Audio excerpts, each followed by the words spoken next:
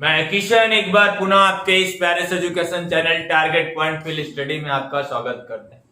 Capacitor के case में मैं आपसे बात कर रहा था। पैरेलल कैपेसिटर के केस में हमने प्रीवियस लेक्चर में उसके कैपेसिटेंस की बात कर ली थी ना। हमने वहां पे सारा कॉन्सेप्ट आपको सिखाया कि पैरेलल कैपेसिटेंस क्या होता है, कैसे हम डेकोरेट करते हैं, कैसे उसको बनाया गया, उसको फिर हम रिकॉल करके आगे की तरफ आज हम उनके प्लेटों के बीच में एनर्जी क्या स्टोर हो रही है उसे ज्ञात करेंगे कि क्या होती है energy stored in a charged capacitor और conductor. Capacitor conductor same word, तो उसी को हम हिंदी में कह रहे हैं आवेशित चालक की वैद्युत स्थितिज ऊर्जा। अब सीधी सी बात कह ले तो क्या कि हमारे पास कैपेसिटर पहले देखो समांतर प्लेट कैपेसिटर कैसे बनाया गया उस बात को कि हम दो प्लेट ले लेते हैं और उस दो प्लेटों को एक दूसरे के बहुत करीब रखते हैं। उन दो प्लेटों को हम लोगों ने क्या किया था, बहुत पास रखा था, जिनके बीच की दूरी हम लोगों ने कही थी कि डी है। एरिया इंफिनिटिव लॉन्ग था ना, इंफिनिटिव एरियाज तक फैला हुआ था, इनके बीच की दूरी बहुत कम थी। इस पे हमने क्या किया था, पॉजिटिव चार्जेस, इस पे नेगेटिव चार्जेस, जिस कारण इनका जो कैपेसिटेंस आया था वो C बराबर एप्सिलॉन नॉट A अपॉन में D आया था। यही वैल्यू हम लोगों ने निकाले थे। हम लोगों ने इस दूरी का बहुत ध्यान रखा था क्योंकि इसी दूरी की वजह से ये एरिया एक इंफिनिटिव को देके जा रही है, इंफिनिटिव प्लेट बता रही है, ठीक है। और यहाँ पे कुछ चार्जेस क्या हो रहा है, इस पे से निकल के इस पे आ रहे हैं, इस पे से कुछ चार्ज निकल के Q पे आ रहे हैं, तो जिस कारण ये नेगेटिव चार्ज हो जा रहा है, ये पॉजिटिव चार्ज हो रहा था। इस प्लेट को हम कहते हैं समांतर प्लेट संधारित्र। इस प्लेट को यानी इस संरचना को समांतर प्लेट संधारित्र कहते हैं, संधारित्र कहते हैं।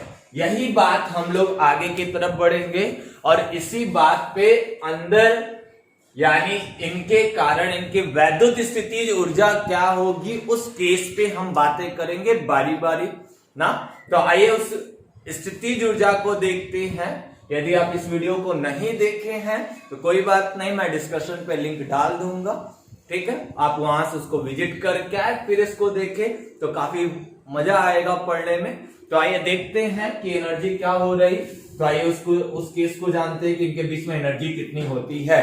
तो आइए देखिए यहां पे मैं क्या करा, energy stored in a charged capacitor and conductor. तो देखिए दो प्लेट ले लिया, यहाँ पे मैं दो प्लेट ले रहा हूं ना, समांतर प्लेट कैपेसिटर के लिए दो प्लेट ले लिया यहां पे, ठीक है। ऐसा ही मैं यहां पे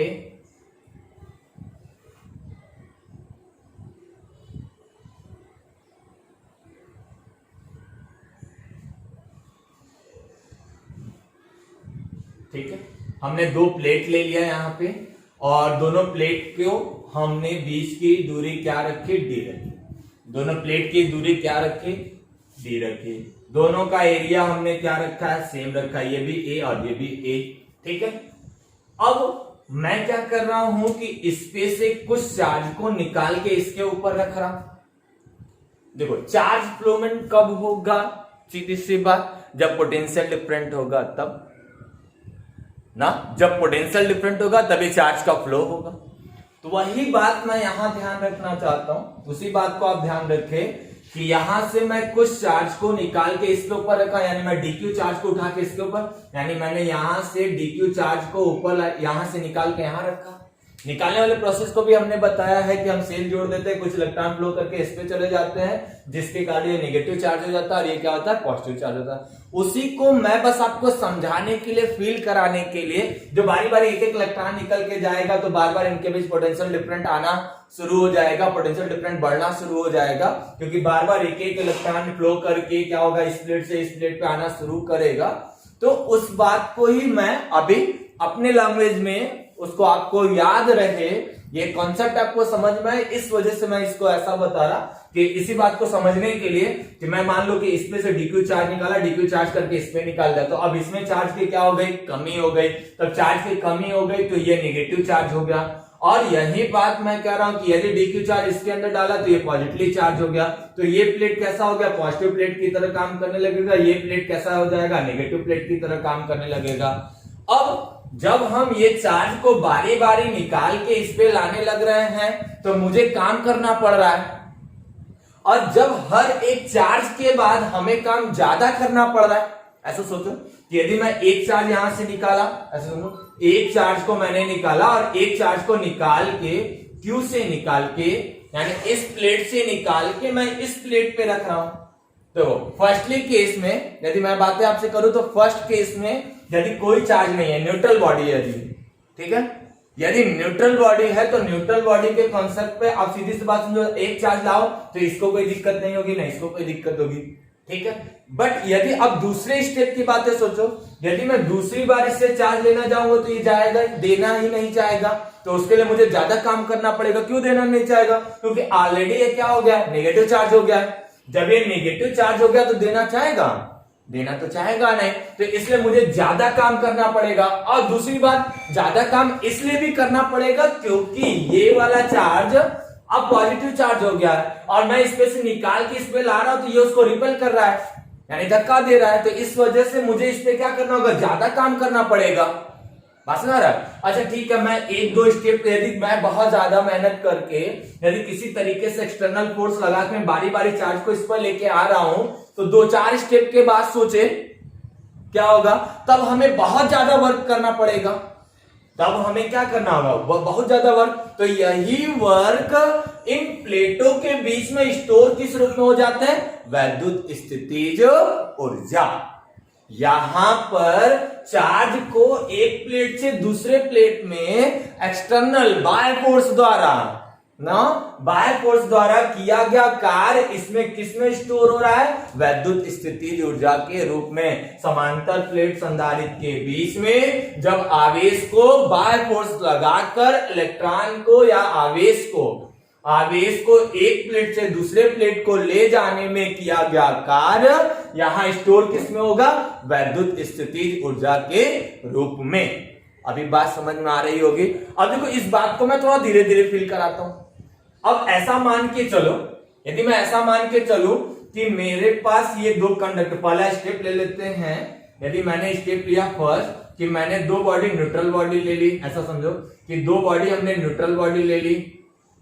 अब इस पे चार्ज मुझे नहीं पता, इस पे चार्ज नहीं पता, इनके बीच की दूरी d है, इनके बीच की दूरी d मैं बदल नहीं रहा, d कम रखने का मतलब कैपेसिटेंस ज्यादा, d कम रखने का मतलब कैपेसिटेंस क्या है, ज्यादा। जितना पास रखते हैं, हमने प्रीवियस लेक्चर में बताया, जितना पास रखते हैं उतना ही ज्यादा कैपेसिटेंस उनका होता है। अब देखो दो प्लेटें पास रखे, यदि फर्स्ट स्टेप में अब ये मैं इस समय इसकी स्थिति का आकलन करूं, यदि इस समय मैं इसके स्थिति का आकलन करूं तो ये बताइए t बराबर क्या है, 0। t बराबर क्या है, 0। अच्छा चार्ज कितना है, 0 है, अभी तो न्यूट्रल है, अभी न्यूट्रल है, चार्ज कितना है, 0 है। तो चेंज इन पोटेंशियल कितना है, पोटेंशियल डिफरेंट कितना है, ये भी 0 है, ये भी क्या है, 0। अभी तो सब कुछ 0 है ना। अब दूसरी बात, यदि तीसरी बात मैं आपसे कहूं इसका कैपेसिटेंस कितना है, तो वो तो फिक्स होता है, वो तो फिक्स हो। किसी भी कंडक्टर का, हमने प्रीवियस लेक्चर में बताया है, किसी भी कंडक्टर का रेजिस्टेंस भी क्या होता है, फिक्स्ड होता है, कैपेसिटेंस भी फिक्स होता है, इंडक्टर भी क्या होता है, फिक्स होता है। ये तीनों एज कांस्टेंट है, एक ही प्रकार के कांस्टेंट है। ये डिपेंड करते हैं उनके डायमेंशन पे, उनके शेप एंड साइज पे, मटेरियल पे, ये सब चीजों पे डिपेंड करते हैं। बात समझ आ रही है? तो ये भी कैपेसिटेंस, ये इस प्लेट का कैपेसिटेंस फिक्स है, इस प्लेट का कैपेसिटेंस क्या है, फिक्स है। तो ये तो फिक्स होगा स्टार्टिंग में, वो मान लिया हमने क्या है, C, वो हमने मान लिया क्या है, C। ये फर्स्ट स्टेप हुआ। अब इसको ऐसा सोच के चलो, ये तो हमने फर्स्ट स्टेप कराया। सेकेंड स्टेप में आप ऐसा सोच के चलिए कि मैंने इस पे से dq चार्ज निकाल के इस पे रख दिया। समझो बात को ध्यान से। यदि मैं सेकेंड स्टेप में मैं आपसे बातें करूं कि इस पे हमने आप इस पे मैं dq चार्ज निकाल के इस पे रख दे रहा हूं, जैसे ही dq चार्ज इस पे से निकाल के मैंने इस पे रखा, इनके बीच की दूरी अभी भी d है, इस पे से निकाल के इस पे रखा, तो ये नेगेटिव चार्ज हो जाएगा, ये क्या हो जाएगा, पॉजिटिव चार्ज हो जाएगा। ये नेगेटिव चार्ज हो जाएगा, ये क्या हो जाएगा, पॉजिटिव चार्ज हो जाएगा। यानी ये पॉजिटिवली चार्ज हो जाएगा और ये नेगेटिवली चार्ज हो जाएगा। अभी बात समझ में आ रही? अब यानी मैंने T बराबर T पर देखा, यानी मैं किसी क्षण अब देख रहा हूं जब चार्ज उठा के इस पे रख दिया है, तो उस समय का जो चार्ज होगा, मान लिया मैं चार्ज इस पे लाके रखा हूं कितना dq, मैं इस पे से 1 कूलम का चार्ज मान लो इस पर लाके रखा हूं, 1 कूलम का चार्ज इस पे लाके रखा हूं, तो यहां का चार्ज मैंने मान लो q लाके रखा है, तो अभी का चार्ज यहां पे कितना q, मान लो 1 q लाके रख दिया, ऐसा मान लो q 1 लाके रख दिया, समझ में आ रही बात। अब पोटेंशियल डिफरेंट की बात करो, पोटेंशियल डिफरेंट, मान लिया पोटेंशियल डिफरेंट स्मॉल भी है, मान लिया पोटेंशियल डिफरेंट क्या है, स्मॉल भी है, ठीक है। अभी मैं मान रहा हूं इस केस पे, जब मैं किसी कंडीशन पे, किसी स्थिति पे, किसी क्षण पे मैं जाऊं एक चार्ज निकाल के इस पर रख दे, देखो इस स्थिति पे ऐसा है, मैं बारी बारी बात कर रहा हूं। यहां पे हमने कहा किसी 2 प्लेट लिया, 2 प्लेट पे हमने देखा तो उसका T बराबर 0 पे, ना उस पे कोई चार्ज है ना उसके बीच पोटेंशियल डिफरेंट है, उसका कैपेसिटेंस बस पता है कि इस प्लेट का कैपेसिटेंस इतना होता है, वो कांस्टेंट होता है। दूसरी बात, जब हम किसी क्षण देखें कि एक चार्ज को उठा के इसके ऊपर रख दिया, यानी Q चार्ज को उठा के इसके ऊपर रख दिया, तो अब T बराबर T हमने देखा, और इस पे जब हम लाके रखे हैं तो चार्ज अब इसका क्या हो जाएगा Q, क्योंकि आप Q चार्ज लाके इसके ऊपर रखे हो ना। पोटेंशियल डिफरेंट कितना होगा ये मान के चल रहे हैं हम लोग, भी स्मॉल भी मान के चल रहे हैं। अब ये स्मॉल भी, कैपेसिटेंस तो अभी भी क्या हमारे पास C है, कैपेसिटेंस तो अभी भी हमारे पास क्या है, C है। अब ये भी के कॉन्सेप्ट में आप ये बातें लिख सकते हो, क्योंकि हमें पता है क्या, स्मॉल सी भी इक्वल टू क्या हो जाएगा, Q अपॉन में स्मॉल भी, ये बातें लिख सकते हो। मान लेते हैं वहां का कैपेसिटेंस कैपिटल C यानी स्मॉल सी, और Q अपॉन में भी। मैं पूछ रहा हूं यहाँ का पोटेंशियल डिफरेंट कितना है, तो आप बता सकते हो B बराबर Q बाई C, ये पोटेंशियल डिफरेंट होगा वहां पे, तो आप इसके बराबर ये बातें भी लिख सकते हो, Q बाई क्या C। अभी समझ में आ रही, इसकी जगह तब आप ये बातें भी लिख सकते हो। अभी बात समझ में आ रही, एकदम क्लियर हो रहा। सेकंड स्टेप में हमने ये देखा, एक एक बारी बारी में कर रहा हूं, मैं सबका यूज करूंगा फिर कंबाइन करूंगा। अब देखो तीसरी बात, मैं अब इसी चीज को अनंत टाइम बाद देख रहा हूं, इन्फिनिटिव टाइम पे देख रहा हूं। इन्फिनिटिव टाइम पे देख रहा हूं तो क्या मिल रहा है वो बातें देखो, इन्फिनिटिव टाइम पे देख रहा हूं तो क्या दिख रहा है वो चीजें देखिए। यदि मैं इसी तरह, अब ऐसा समझो, यदि मैं इस पे एक चार्ज ला दियो तो अब समझ में आ रहा है कि इनका पोटेंशियल, इनके बीच में पोटेंशियल अब ज्यादा, जितना चार्ज लाओ उतना पोटेंशियल डिफरेंट। आपने 1 कूलम का चार्ज लाया उतना पोटेंशियल, 2 का लाया फिर उतना ही पोटेंशियल बढ़ गया, 3 लाया उतना ही पोटेंशियल बढ़ गया। तो आपने इसी केस को, थर्ड केस पे हमने dq करके ढेर सारे चार्जेस इस पे ला दिए, इतने चार्जेस लेकर आया कि ये, अभी यहां पे सॉरी, यहां पे आप चार्ज कितना रहे तो प्लस क्यू और ये माइनस क्यू, ऐसा समझो। मैं dq लेके आया तो ये प्लस क्यू से चार्ज हो गए, माइनस क्यू से तब ये, ठीक है, सॉरी, बात समझ आ रही है। अब देखो मैं ऐसे ही dq चार्ज लेके आ रहा हूं, मैं इसमें से dq चार्ज लेके आया, फिर दूसरी बार भी लेके आया, मुझे अब ये काम करने के लिए मुझे ज्यादा काम लगाना, ज्यादा काम करना पड़ेगा, क्योंकि पोटेंशियल, इसके पोटेंशियल डिफरेंस इनके भी ज्यादा हो गया। पोटेंशियल चार्ज जितना ज्यादा लेके आएंगे उतना ही ज्यादा पोटेंशियल डिफरेंट, दोनों के बीच के विभव का अंतर ज्यादा होता जाएगा। जितना चार्ज मैं लेके आऊंगा पोटेंशियल डिफरेंट उतना ज्यादा होता जाएगा, जब पोटेंशियल डिफरेंट उतना ज्यादा होगा तो वर्क डन मुझे ज्यादा करना पड़ेगा। तो थर्ड स्टेप में हमने क्या किया, थर्ड स्टेप में मैं इससे dq चार्ज इस पे लेके आ रहा हूं। जब इस पे से dq चार्ज लेके इसके ऊपर लेके आया, ऐसा समझो कि यदि मैं इसी पे से इस तरीके से कि मैंने इसमें से dq चार्ज लेके आया और ये चार्ज लाल आया और टोटल चार्ज यहां पे हमने कर दिया q चार्ज ले आया और यहां पे नेगेटिव चार्ज हो गया। अभी भी इनके बीच का डिफरेंस कितना है, d है, अभी भी इनके बीच का डिफरेंस कितना है, d है। अब हम किस टाइम देख रहे हैं, t इंफिनिटी पे देख रहे हैं। अब चार्ज कितने के बराबर हो गया है, q, हम dq लेके आए हैं। फिर यहाँ पे पोटेंशियल डिफरेंस कितना हो गया, पोटेंशियल डिफरेंस कितना होगा, अब ये पोटेंशियल डिफरेंस पता करना है। तो अब यहां से आपने कैपिटल C, कितना चार्ज हो गया, कैपिटल Q, इनके बीच का पोटेंशियल मान लिया कैपिटल V, यहाँ कैपिटल V लिख दीजिए। अब ये कैपिटल V कितने के बराबर होगा, तो कैपिटल V बराबर Q बाई क्या हो जाएगा, C, तो यहाँ रख लीजिए Q बाई C। कैपेसिटेंस तो अभी भी C है, कैपेसिटेंस तो अभी भी C है, बात समझ आ रही है, अभी भी कैपेसिटेंस क्या है, C है। देखो यही फील है, यही इसका फील है। आप क्या कर रहे हो फर्स्ट स्टेप में, ये तो हमने समझाया आपको। फर्स्ट स्टेप क्या, मैंने दो कंडक्टर प्लेट लिया, दोनों कंडक्टर प्लेट को यहां रखा, दोनों कंडक्टर प्लेट को यहां रखा। जब यहां रख रहा हूं तो उस कंडीशन में, यानी मैं किसी जीरो समय पर देख रहे तो इस पे चार्ज जीरो है, पोटेंशियल जीरो है और इनका कैपेसिटेंस फिक्स होता है, ये क्या होता है सी। सेकंड स्टेप में हमने क्या किया, एक क्यू चार्ज उठा के इस पर रख दिया। जब क्यू चार्ज इस पे उठा के रखा हूं तो उस समय उसका टाइम मान लिया टी। अब उस पे चार्ज कितना हो गया क्यू, पोटेंशियल डिफरेंस कितना हो गया भी। मैंने कहा ये भी कितना होना चाहिए, तो हम चार्ज इस पे कितना लेके आए हैं, क्यू लेके आए हैं, तो सी बराबर क्यू बाई क्या होता है भी। ये हम लोग प्रीवियस लेक्चर में पढ़े हैं, फार्मूले की प्रूविंग किया था, तो वी नो दैट, ये चीजें हमें पता है। तो C बराबर क्यू बाई बी, यहाँ पोटेंशियल कितना माना है भी, और यहाँ चार्ज कितना लेके आए हो, क्यू चार्ज लेके आओ, कैपेसिटेंस इसका कितना है C, तो B बराबर क्यू बाई क्या हो गया C। यही वैल्यू यहाँ रखा है, तो यहाँ का पोटेंशियल क्यू बाई क्या हो गया C। अब देखो यहाँ से थर्ड स्टेप में हमने कहा कि ऐसे ही dq and dq and dq charge इस पे लेके मैं आया हूं, तो ये पॉजिटिव चार्ज हो गया, ये नेगेटिव चार्ज हो गया, यानी ये पॉजिटिव चार्ज हो गया और ये क्या हो गया, नेगेटिव चार्ज हो गया।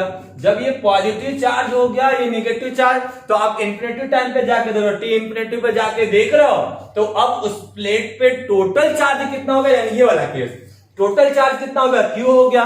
अब पोटेंशियल डिफरेंट, जितना चार्ज उतना पोटेंशियल डिफरेंट, तो डेल्टा V बराबर कैपिटल V। अब ये कैपिटल V किसके बराबर, तो Q बाई क्या हो गया C। कैपिटल V बराबर आपने Q चार्ज लाया, कैपिटल Q चार्ज लाया, कैपेसिटेंस कितना हो गया C, तो ये हो गया Q बाई C, और कैपेसिटेंस अभी भी क्या है C। इसी बात को, यानी अब मुझे जितना ज्यादा पोटेंशियल, जितना हम चार्ज लाएंगे उतना ही ज्यादा पोटेंशियल। अब जब पोटेंशियल बढ़ेगा तो उतना ही ज्यादा हमें क्या करना होगा, वर्क डन करना होगा। जितना ज्यादा पोटेंशियल होगा उतना ही ज्यादा हमें क्या करना होगा, वर्क डन करना होगा। उसी बात को समझो, तो अभी इसको उतार लीजिए, समझ में आया, मिटाए यहां से, ठीक है। अब इस स्टेप को मिटाते हैं, ठीक है, इसी को मिटा देते हैं, इसको बना लीजिए तो मिटा दो।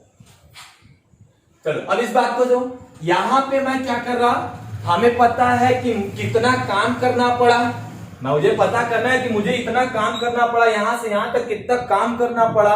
तो विभवांतर की परिभाषा से, विभवांतर की परिभाषा से यदि मैं बातें आपसे करूं तो देखो, पोटेंशियल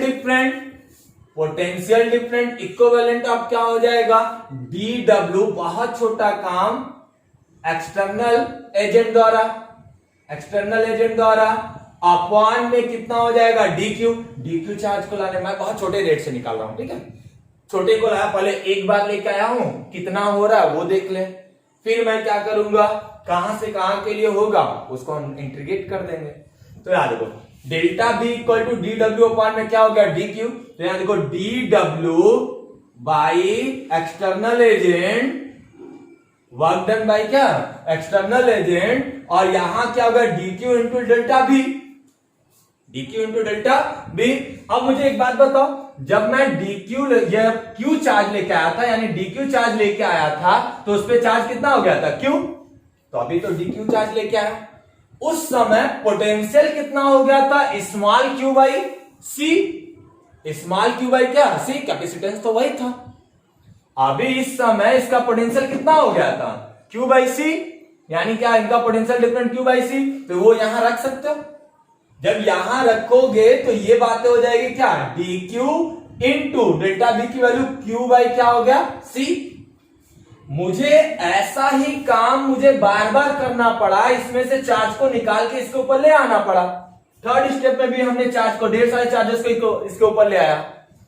देखो, तो चार्ज को अब मुझे कितना वर्क डन करना पड़ा, टोटल कितना वर्क डन करना पड़ा, तो अब इस स्टेप को ऐसे समझो, टोटल वर्क डन कितना, तो हम लिख सकते हैं work done by external agent integration of क्या हो जाएगा dw एक्सटर्नल एजेंट ना, अब इक्वल टू इंटीग्रेशन ऑफ क्या हो जाएगा dq इंटू q बाई क्या हो गया c। अब देखो, पहली कंडीशन पे हमने बॉडी कैसे ली थी, न्यूट्रल बॉडी ली थी, न्यूट्रल बॉडी पे चार्ज कितना था, 0 था। अंतिम में हमने चार्ज कितना कर दिया, dq लाके इस पे चार्ज कितना ले लिया, कैपिटल Q कर दिया। अभी बात समझ में आ रही है, ये बातें समझ में आ रही। अब जीरो से कैपिटल क्यू तक चार्ज करने में मुझे कितना काम करना पड़ा, यही तो निकालना है। ठीक है, अब देखो यहां से इन पे बात करना है, तो यहां देखो W एक्सटर्नल एजेंट यहां से 1/c बाहर निकालो और यहां से integration of Q into D Q. अब इसका इंटीग्रेशन करो, इसका इंटीग्रेशन करेंगे, जब इनका इंटीग्रेशन करेंगे तो क्या होगा उस चीज को देखो। ठीक है, अब इसका इंटीग्रेशन करोगे तो Q का इंटीग्रेशन क्या हो जाएगा, Q square by 2, Q square by क्या हो जाएगा, तो ये W external agent equal to 1/c in a bracket Q square by 2। अब ये कहां से कहां, जीरो से Q के लिए, तो ये जीरो से Q के लिए 1/2 को बाहर रखिए, जब 1/2 को आप बाहर रखेंगे तो यहां हो जाएगा W external agent equivalent of 1/2c, यहां हो गया क्या Q, यानी Q का स्क्वायर माइनस जीरो का स्क्वायर, यानी W external agent equivalent of क्या हो जाएगा, capital Q square by 2c। यही हमारे द्वारा किया गया क्या है, काम है। जब हम dq चार्ज लेके आ रहे थे तो उनके बीच में हमारे द्वारा किया गया काम यही होगा, यही चार्ज स्टोर होगा इनके अंदर किस रूप में, पोटेंशियल ना, पोटेंशियल एनर्जी के रूप में ना, यही चार्ज स्टोर होगा किस रूप में, पोटेंशियल एनर्जी के केस में। अब आप पढ़े हो कि पोटेंशियल एनर्जी, तो आप ये जानते हो कि सर पोटेंशियल एनर्जी होती नहीं है, और क्या होता है W equal to change in potential energy. Physics में तो पोटेंशियल एनर्जी पाया नहीं जाता ना, फिजिक्स में पोटेंशियल एनर्जी नहीं होता, चेंज इन पोटेंशियल एनर्जी होता है ना। तो W बराबर क्या होता है, डेल्टा U, और डेल्टा U इक्विवेलेंट ऑफ क्या, U final minus U initial ना, U फाइनल माइनस क्या, U इनिशियल। अभी भी वही है, स्टार्टिंग में हमारे पास जो बॉडी थी, जो हमने प्लेट लिया था उस पे प्लेट पे चार्ज हमारे पास कितना था, यहाँ पे 0 चार्ज था, पोटेंशियल डिफरेंस क्या था, 0 था, पोटेंशियल डिफरेंस भी 0 था। जब चार्ज मैंने कुछ लाया ही नहीं था, पोटेंशियल डिफरेंस 0 था, तो वर्क डन भी क्या होगा, 0 होगा, और जब वर्क डन 0 होगा तो यू इनिशियल भी क्या हो जाएगा हमारा, 0 हो जाएगा। ये तो 0 ही हो गया ना, ये तो 0 ही हो गया ना। और वर्क डन कितना है हमारा, यानी U final equivalent of Q square by 2c। ये आपका फाइनली आप इसको किस रूप में देखते हो, U बराबर 1/2 Q स्क्वायर बाई c। इसको नोट करिए, चलिए ये तो होगा U बराबर 1/2 Q स्क्वायर बाई c। एक फॉर्मूला ये होता है, ठीक है, एक फॉर्मूला ये होता है। इसी को हम अगले टर्म्स में भी देखते हैं, अलग अलग टर्म्स में भी देखते हैं, तो ठीक है, तो हम उसको थोड़ा चेंज करके देखेंगे ना। यदि हम उसको Q एंड से आपको Q एंड V के टर्म में देख ले, यानी चार्ज और पोटेंशियल के टर्म्स में देख ले, तो क्या मिलेगा। ठीक है, तो इस बात को देखते हैं, तो इसको मिटा दें, हो गया तो मिटा दें। ठीक है, आइए अब देखो इस बात को समझो। यदि मैं इन टर्म्स ऑफ क्या Q and V, in terms and Q and V, यानी मैं कहूं कि Q और V के पदों में, V के पदों में, तो इन कंडीशन पे हमें पता है क्या, C बराबर Q बाई क्या होता है V, तो हम C की जगह क्या रख सकते हैं, Q बाई V, तो ये रखते हैं, तो U बराबर 1/2 Q स्क्वायर बाई, C की जगह रखिए तो Q बाई V कहां चला जाएगा ऊपर, एक किससे कैंसिल हो जाएगा, तो U बराबर आपका हो जाएगा क्या 1/2 Q इंटू क्या हो गया V, Q इंटू क्या हो गया हमारे पास V। एक टर्म्स तो ये मिलेगा, एक टर्म्स तो ये मिलेगा। दूसरी बात है, यदि मैं इसके साथ करूं ना, एक पद की और बातें करूं, यदि आपको चार्ज, यहां पे देखो चार्ज और पोटेंशियल के बीच में था, अब यदि कैपेसिटेंस और पोटेंशियल के बीच की बात करूं, ठीक है, तो उनके पदों में क्या होगा, तो वो बातें देख लेते हैं। तो यहाँ पे सेकंड स्टेप में मैं यहाँ पे कैपेसिटेंस और पोटेंशियल के पद में बातें करूं, तो देखो हमें पता है C बराबर Q बाई क्या होता है, C बराबर होता है Q बाई V। तो मुझे ये बात बताइए, तो Q बराबर लिखना होगा तो ये C इंटू क्या हो जाएगा V, वही यहां रख लीजिए, तो U बराबर हो जाएगा 1/2, यहां जाएगा C इंटू V इंटू क्या हो जाएगा V, तो U बराबर 1/2 CV स्क्वायर, एक ये हुआ ये सब फॉर्मूले आपको याद रखने हैं। मैं इसको बहुत बखूबी से यूज करूंगा आगे, इसलिए इसको बहुत ध्यान में रखना है। तो फाइनली आपके पास पोटेंशियल के कितने फॉर्मूले, वही पोटेंशियल है, चेंज इन पोटेंशियल ही है, चेंज इन पोटेंशियल ही है। अभी मैं दिखाया था कि स्टार्टिंग में पोटेंशियल कितना था, 0 था। तो ये हो गया 1/2 क्यू स्क्वायर बाई सी, यही बराबर किससे होगा 1/2 क्यू इंटू वी, और यही बराबर हो जाएगा 1/2 सी वी का स्क्वायर। ये पूरा क्या है, पोटेंशियल एनर्जी का फॉर्मूला। ठीक है, तो इस प्रकार हम उस पैरेलल प्लेट ना कैपेसिटर के बीच की पोटेंशियल एनर्जी को फाइंड आउट करते हैं। इसमें कुछ क्वेश्चंस बनते हैं, या उस प्लेट के बीच में कितना फोर्स लगा, उन सब चीजों पे, तो उन सब चीजों पे थोड़ी थोड़ी बातें मैं आपसे करके चल रहा। आगे मैं उसको नेक्स्ट वीडियो में उसको बखूबी बहुत अच्छे से डिस्क्राइब कर रहा, जब मैं उनके बीच में के रखूंगा, ठीक है, डाइलेक्ट्रिक का प्रयोग करूंगा उनके बीच तब। तो अभी ये मिटा दे,